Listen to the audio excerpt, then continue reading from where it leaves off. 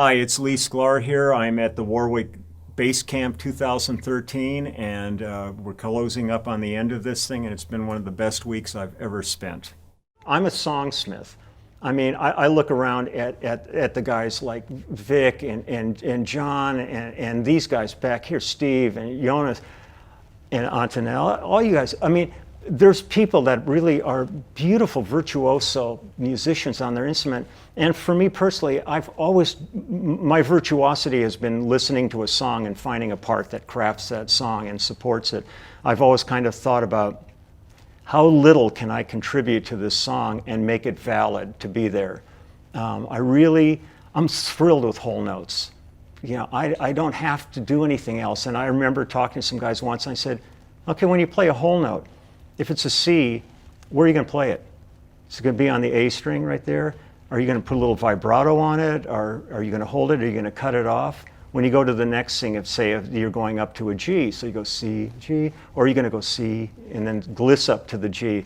I was basically telling stories about my experience in the business because I'm going on 44 years of constantly being in the studio and touring, and I was just trying to share with the campers my thoughts of what I've gone through all this time. But that gave me the chance to do this.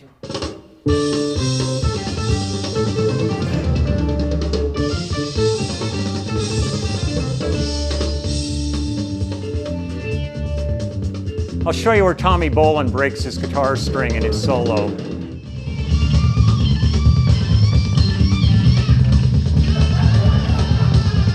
Went right on.